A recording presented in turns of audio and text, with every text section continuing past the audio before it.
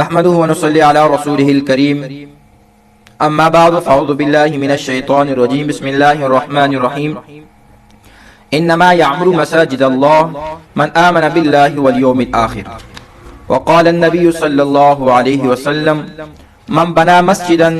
بنى الله له بيتا في الجنة۔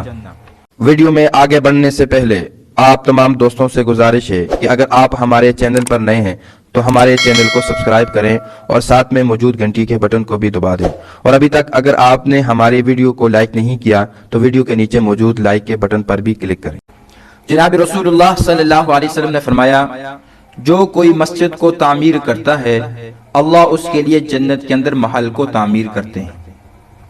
اور مساجد کو بنانا یہ کام اللہ نے انبیاء علیہ الصلوۃ والتسلیمات سے لیا۔ سب سے پہلے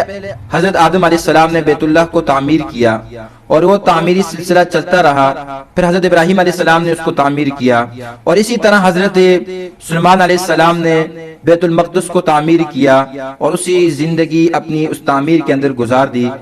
اور اللہ کی شان یہ ہے کہ اس کی جب شہادت ہوئی اور جب ان کی وفات ہوئی تو وہ بھی مسجد کے اندر ہی ہوئی، اور یہ مسجد سے محبت اور یہ تعلق کا یہ ایک بہت بڑا معجزہ تھا کہ اللہ نے ان کی جو وفات بھی کرائی وہ مسجد کے اندر ہی کرائی۔ اس لیے مساجد کو تعمیر کرنا انبیاء علیہ الصلوۃ والتسلیمات کا طور و طریقہ ہے۔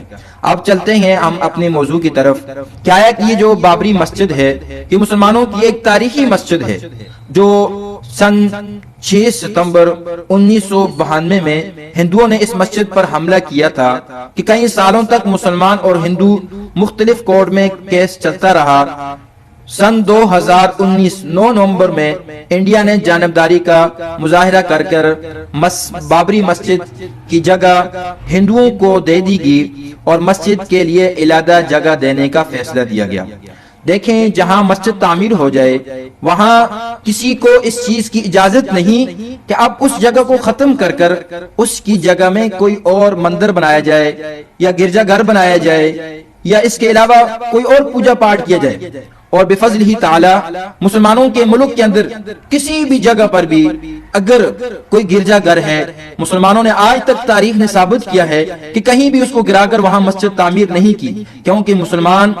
جانتے ہیں کہ جس قوم کا بھی عبادت خانہ ہے اس کا احترام لازمی ہے۔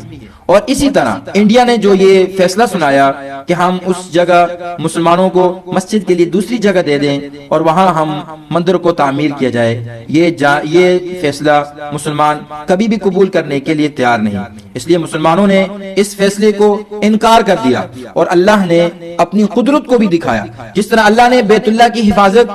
ابرہا لشکر، کیسی اللہ نے ابرہا کے لشکر کو دنیا کے اندر آنے والی نسلوں کے لیے عبرت کا نشان بنایا اور ایک پرندے کے ذریعے سے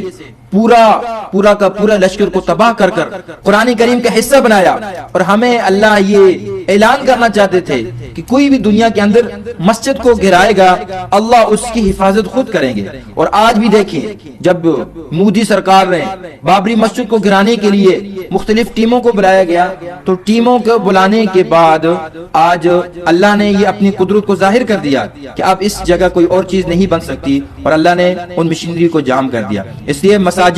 قرآن، دین کی حفاظت اللہ نے اپنے ذمہ لی ہے اور ہمیشہ اللہ اس کی حفاظت فرمائیں گے۔ آپ سب حضرات جو ہمارے چینل کو دیکھ رہے ہیں ہمارے چینل کو ضرور سبسکرائب کریں، لائک کریں اور کمنٹ کے اندر اپنی رائے کا اظہار ضرور کریں۔